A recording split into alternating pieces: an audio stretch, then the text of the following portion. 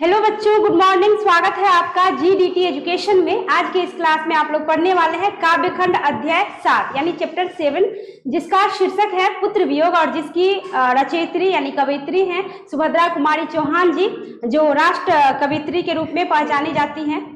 मैंने बताया था पिछले क्लास में सुभद्रा कुमारी चौहान जी जो है झांसी की रानी लक्ष्मीबाई, मतलब खूब लड़ी मर्दानी, वो तो झांसी वाली रानी थी। यानी इस कविता से उनको काफी प्रसिद्धि मिली थी, कहने की आवश्यकता नहीं। आइए, उन्हीं के द्वारा रचित ये कविता है पुत्र वियोग, जिसमें वो अपने पुत्र के विषय में बोल रही है। मतलब इस पाठ का पूरा केंद्रीय भाव ये है कि एक माँ का अपने बच्चों के लिए कितना त्याग, समर्पण, ममता और करुणा का भाव होता है, और अगर उस अवस्था में पुत्र छीन जाए किसी माँ से तो उसकी क्या मन स्थिति होगी, इसी चीज का वर्णन इस पाठ में आपको मिलेगा। तो आपका शीर्षक क्या है?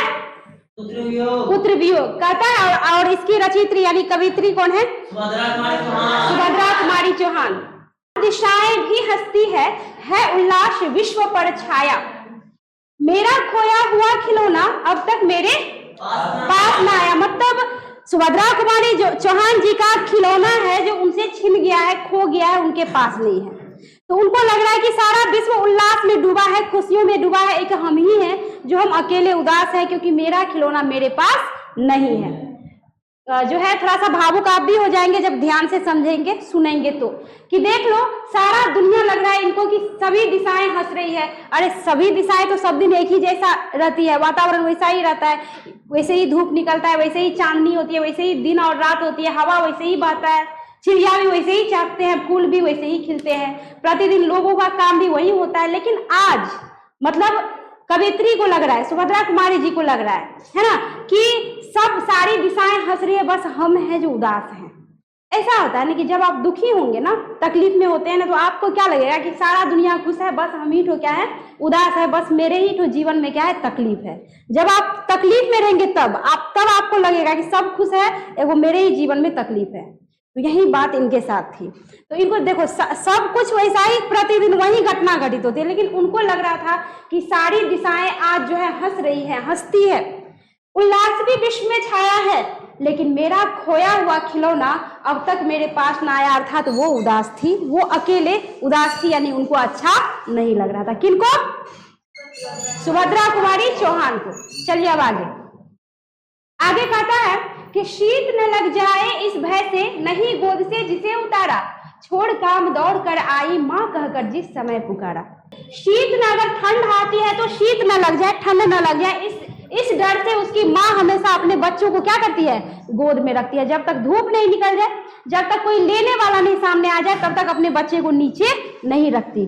मन में भय होता है कि कहीं मेरे बच्चे को सर्दी ना लग जाए। तो सुभद्रा कुमारी जी माँ है, कवयित्री बाद में है, लेखिका बाद में है, लेकिन पहले वो एक माँ है।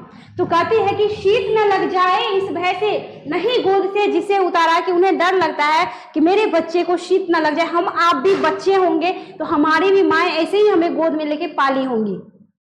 ये कोई नई घटना नहीं है कि बस ये पाल रही है या कोई और, हमारी माँ भी इसी तरह हमको आपको पाली होंगी। ठंड रहता होगा तो गोदी में लेके रखती होंगी, नीचे नहीं रखती। हाँ, कोई हो आता होगा पकड़ने वाला तो उसको दे देती होगी कि पकड़ो थोड़ा सा हम काम कर ले। लेकिन ठंड में कभी भी जल्दी अपने बच्चे को माँ भूमि पे नहीं रखती। तो कहता है कि शीत न लग जाए इस भय से, नहीं गोद से जिसे उतारा, कि शीत लगने के भय से बच्चे को गोद से नहीं उतारा, कभी भी नहीं। चाहे सारा काम पड़ा रह जाए, धरा रह जाए, लेकिन बच्चे को कुछ नहीं होना चाहिए।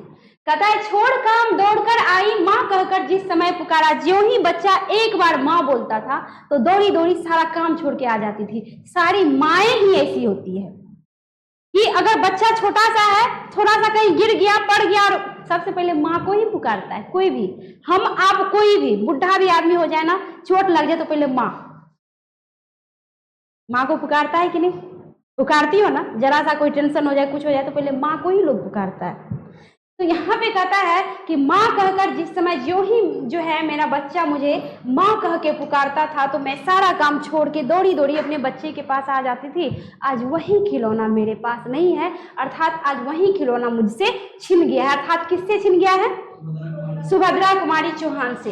आगे कह रहा है, कहता है कि थपकी दे दे जिसे सुलाया, जिसके लिए लोरियां गाई। हम लोगों की तरफ प्रचलन है कि बच्चे जब नहीं सोते हैं तो लोरियां गा गा के माएँ सुलाती है। तो देख लो यहाँ पे कि बच्चे अगर नहीं सोते हैं तो माँ लोरियां गाती है। लोरियां प्रेम भरा गीत, एक तरह से जो बच्चा वो सुनते सुनते क्या हो जाता है, सो जाता है। माँ को नहीं आता है तो दादी को तो अवश्य आता है, नानी को तो अवश्य आता है। आजकल की माएँ बच्चों को लोरियां नहीं सुनाती, मोबाइल दे देती है, ले बच्चा मोबाइल देख, मोबाइल देखते देखते बच्चा सो जाता है। अगर तंग भी कर रहा है तो बच्चे को कहानी किस्सा नहीं सुनाएंगी, मनोरंजन के लिए मोबाइल दे देगी, लो लो इसमें डूबे रहो।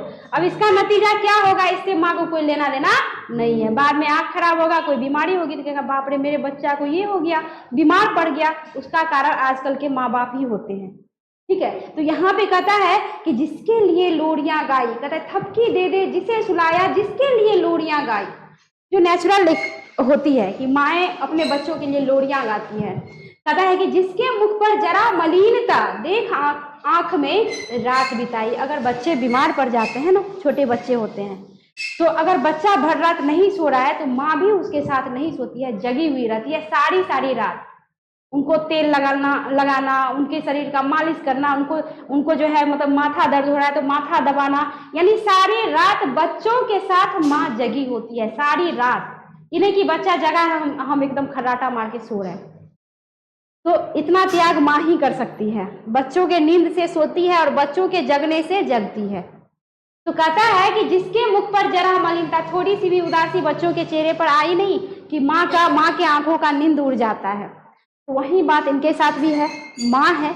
तो कहता है कि थपकी दे दे जिसे सुलाया, जिसके लिए लोरियां गाई। कहता है जिसके मुख पर जरा मलिनता देख आंख में रात बिताई। आज वही मेरा खिलौना, वही मेरा बच्चा मेरे पास नहीं है।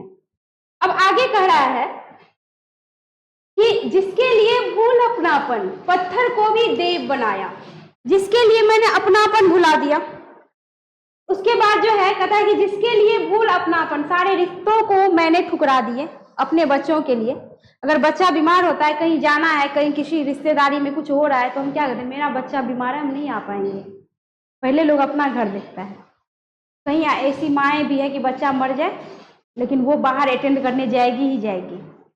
तो यहाँ पे हम बुराई नहीं करें, अभी का जो माहौल है, अभी का जो चल रहा है अभी वर्तमान में। तो यहाँ पे कहता है कि जिसके लिए भूल अपनापन, पत्थर को भी देव बनाया। कि मैंने सारे अपनों को त्याग दिया, मैं भूल गई, और पत्थरों को भी मैंने देव बना दिया, यानी देवता माना। यानी पत्थर को भी, मैं जिस पत्थर को लोगों ने जो कहा कि इसको पूजो, उसको पूजो, उसको पूजो, तुम्हारे बच्चे की तबीयत ठीक हो जाएगी, तुम्हारे बच्चे तुम्हारे पास आ जाएंगे, मैंने एक एक पत्थरों को भी, पत्थरों में भी मैंने देवता को देखा और देवता मानकर उसको पूजा। फिर कहता है कहीं नारियल दूध बताशे, कहीं चढ़ाकर शीश नवाया। कहीं मैंने नारियल चढ़ाया, कहीं दूध, कहीं बतासे, कि मेरे बच्चों को कभी कुछ हो ना, मेरा बच्चा हमेशा खुश रहे, आबाद रहे, स्वस्थ रहे, निरोग रहे और मेरे सामने हंसता खिलखिलाता रहे। लेकिन इतना पत्थर को पूज के, नारियल दूध बतासे चढ़ा के क्या फायदा कि आज उनका बच्चा उनके पास रहा ही नहीं। तो उनको मन में अफसोस हो रहा है, तकलीफ में है, रो रही है, बेचारी परेशान है कि इतना करके क्या फायदा कि मैंने पत्थरों को भी पूजा, आज वो देवता भी काम नहीं आया, वो नारियल दूध बतासे जो मैंने चढ़ाए थे वो भी काम नहीं आया, फिर भी मेरा बच्चा मुझसे छिन गया। अब आगे कहता है कि फिर भी कोई कुछ ना कर सका, छिन ही गया खिलौना मेरा। वो पत्थर में जो मैंने देवता मानकर पत्थरों को पूजा, वो देवता भी मेरे बच्चे को जो है बचाने के लिए वो देवता भी नहीं आए, यानी वो भी काम नहीं किया, कुछ काम नहीं किया, सब कुछ भी काम नहीं आया। तो कहता है कि फिर भी कोई कुछ न कर सका, छिन ही गया खिलौना मेरा, मेरा खिलौना मुझसे छिन ही गया। कहता है असहाय विवश बैठी ही रही उठ गया छौना मेरा। मतलब मैं असहाय विवश बैठी ही रही उठ गया छौना मेरा। छौना से तात्पर्य होता है कि जीव जंतु के बच्चों को, छोटे छोटे जो बच्चे होते हैं वो देखने में काफी जो है मतलब सुंदर दिखते हैं, आकर्षित कर लेते हैं। हम आप अगर कुत्ता का, बिल्ली का बच्चा देख ले, शेर का भी बच्चा अच्छा होता है, बट अपना लोग नहीं देखें लेकिन अच्छा होता है। हम लोग के घरेलू जो भी जानवर है, जैसे कुत्ता, बिल्ली, खरगोश, उसके बच्चे आप देखो कितना सुंदर लगता है, मन करता है कि बकरी वगैरह जो होता है कि गोदी में रखे रहें, तो इतना सुंदर होता है, एकदम लुभावना सा। तुरंत लोग जो है ना एकदम पड़ जाता है लोभ में कि कब उसको गोदी ले लें, कब थोड़ा सा दुलार मलार प्यार करें, है ना।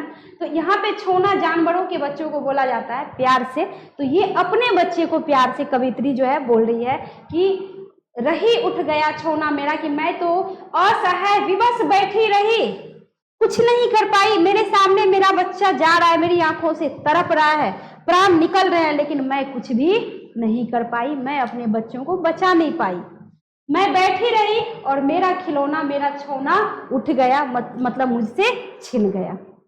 ठीक है, अब कहता है, आगे कहता है कि तड़प रहे हैं विकल प्राण ये, मुझको पल भर शांति नहीं आई। किसी माँ से बच्चे छीन जाए तो माँ क्या तड़पेगी नहीं?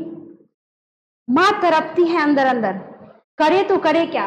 कहता है कि तड़प रहे हैं विकल प्राण, ये लगता है कि अब प्राण शरीर में है ही नहीं, तड़पती हूँ रह रह के। कहता है मुझको पल भर शांति नहीं है, कभी भी एक पल भी शांति नहीं मन को, जिधर सोचती हूँ जिधर देखती हूँ लगता है कि मेरा बच्चा कहीं ना कहीं खेल रहा होगा, लेकिन मेरे सामने नहीं। फिर कहता है कि वह खोया धन पा न सकूंगी, इसमें कुछ भी भ्रांति नहीं है कि जो खोया धन मेरा मुझसे छिन गया अब मैं उसको कभी पा नहीं सकती, इसमें कोई भी भ्रांति नहीं है, कोई भी संदेह नहीं है। यानी आज नहीं तो कल सबको जाना है, चला गया और मुझे ये भी पता है कि वो कभी आएगा नहीं, लेकिन मैं अपने मन को कैसे समझाऊं, मेरा मन मानने को तैयार नहीं है, क्योंकि मैं एक माँ हूं।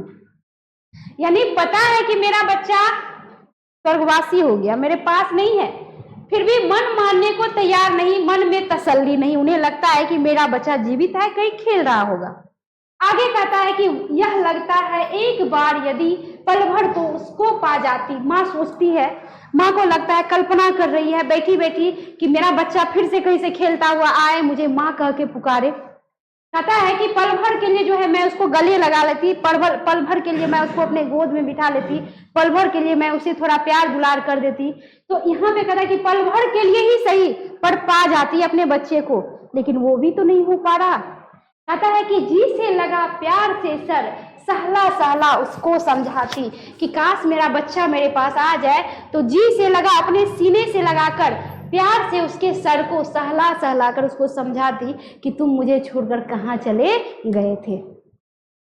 वो कल्पना कर रही है, वो अंदर अंदर तड़प रही है और तड़प तड़प के वो सोच रही है कि काश मेरा बच्चा कहीं से दौड़ता हुआ खेलता हुआ मामा कहता हुआ मेरे पास आ जाए और मैं उन्हें प्यार से सर पे हाथ रख के सहला सहला के कहूंगी कि बच्चा तू कहाँ चला गया था, माँ को छोड़ के अब मत जाना। मतलब वो सोच रही है और सोच सोच के तड़प रही है। अब आगे कहता है कि मेरे भैया मेरे बेटे, प्यार से कहती है अपने बच्चे को कि मेरे भैया मेरे बेटे माँ को यूं छोड़ न जाना। यानी सर को सहलाएंगी माँ प्यार से और कहेगी कि मेरा बच्चा मेरा भैया मुझको अब कभी छोड़ के मत जाना, माँ को यूं छोड़ के न जाना। कहता है बड़ा कठिन है बेटा खोकर माँ को अपना मन समझाना, बहुत कठिन है, बहुत ही कठिन है कि पुत्र को खो के माँ अपने मन को समझा ले। उनसे एक माँ से सब कुछ छीन जाए ना, कोई फर्क नहीं पड़ता। दुनिया की जितनी माएँ हैं, एक माँ नहीं, हम सभी माँओं की बात कर रहे हैं, जितनी माएँ हैं ना उनसे सब कुछ छीन जाए कोई फर्क नहीं पड़ता, लेकिन बच्चा छीन जाए ये कोई माँ सहन नहीं कर पाती, जीते जी उनका मरण हो जाता है। तो यहाँ पे कहता है कि माँ को अपना मन समझाना, माँ के लिए अपना मन समझाना बहुत कठिन हो जाता है। वह बहुत तड़पती है लेकिन मन को समझा नहीं पाती कि किस तरह मन को समझाएं। कहता है भाई बहन भूल सकते हैं, पिता भले ही तुम्हें भुलावे। सोचने वाली बात है। अब आप कहेंगे कि जितनी तरफ माँ को होती है उतना पिता को भी होती होंगी, क्यों नहीं होगा पिता को? पिता भी तो क्या सिर्फ माँ बच्चे को जन्म देती है, माता पिता दोनों का जो है दोनों के मेल से एक बच्चे का जन्म होता है। तो क्या जितना दर्द माँ को है क्या उतना दर्द पिता को नहीं होगा? पिता को भी होगा। लेकिन यहाँ पे लेखिका ऐसा क्यों कह रही है कि जो है भाई बहन, क्या भाई बहन को दर्द नहीं होगा कि मेरा भाई या मेरी बहन हमसे छिन गई या छिन गया? सबको दर्द होता है, सबको पीड़ा होता है, सभी रोते हैं, सभी तड़पते हैं। लेकिन यहाँ पे ऐसा क्यों उन्होंने कहा है कि भाई बहन भूल सकते हैं, मतलब समय के साथ साथ भाई बहन तुमको भूल जाएंगे, पिता भले ही तुम्हें भुलावे, पिता भी भूल जाएंगे। फिर कहते हैं किंतु रात दिन की साथिन माँ कैसे अपना मन समझावे। ऐसा उन्होंने क्यों कहा? ऐसा उन्होंने इसलिए कहा क्योंकि पिता जो होते हैं ना, पिता अपने कामों में लगे होते हैं, अपने रोजगार में लगे होते हैं। उनको जो है घर के अलावा बाहरी टेंशन भी जो है होता है, जिम्मेदारियां होती है। तो होता क्या है कि बच्चे, मान लो किसी के बच्चे छिन गए, तो उन्हें भी, पुरुषों को भी तकलीफ होता है, वो भी रोते हैं। फर्क इतना है कि हमारे आपके जैसे वो आंसू बहा नहीं पाते, लेकिन उन्हें भी पीड़ा होती है, वो भी अंदर अंदर तड़पते हैं, रोते हैं, लेकिन हमारे आपके जैसे चिल्ला के या जोर से रो नहीं पाते, आंसू निकाल नहीं पाते। तो यहाँ पे कहता है कि भाई बहन, यानी समय के साथ साथ भाई बहन भी भूल जाएंगे, क्योंकि कुछ दिन के बाद क्या होता है ना कि थोड़ा दिन दुख रहता है कि मेरा भाई नहीं है या मेरी बहन नहीं है। उसके बाद बच्चे होते हैं, नादान होते हैं, समय के साथ साथ साथ साथ वो खेलने में मगन हो जाते हैं, पढ़ने में मगन हो जाते हैं, फिर धीरे धीरे धीरे धीरे वो क्या हो जाते हैं, भूलने लगते हैं, भूल जाते हैं, क्योंकि सब अपने अपने काम में लग गए। बच्चों को पढ़ना है, खेलना है, कूदना है, सब अपने अपने कामों में लग गए, तो समय के साथ साथ क्या हो जाते हैं, भूल जाते हैं। पिता भी अपने रोजगार में, काम में, जिम्मेदारियों को संभालते हुए उन कामों में लग जाते हैं। धीरे धीरे धीरे धीरे पिता भी भूलने लगते हैं कि अब तो जो हुआ सो हुआ, अब कितना सोचे, कितना रोए, क्योंकि वो जान जाते हैं कि अब तो वापस आने वाला है नहीं। मन में तड़प है, तकलीफ है, रोते हैं, लेकिन मन को फिर भी शांत कर लेते हैं, ठीक है। लेकिन यहाँ पे माँ क्यों कहती है कि माँ कभी नहीं भूल सकती, क्योंकि माँ जो है ना एक बच्चे का रात और दिन की जो है ना साथिन होती है। अब आप कहेंगे कैसे?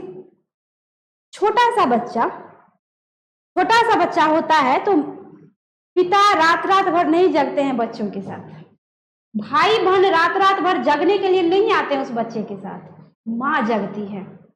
छोटा बच्चा जब तक अपने पैरों पे चलने न लग जाए, जब तक कुछ समझदार नहीं हो जाए, बच्चे के साथ सोना, बच्चे के साथ जगना, बच्चे को खिलाना, बच्चे को पिलाना, बच्चे को पढ़ाना, बच्चे को लिखाना, पिता बस पैसा देने का मालिक है, जोड़ने का मालिक है, वो जोड़ेंगे, फिर अपने बिजनेस व्यापार में लग जाएंगे। बाकी सारा का सारा दिन अपने बच्चों के साथ माँ को ही रहना पड़ता है, 24 घंटा।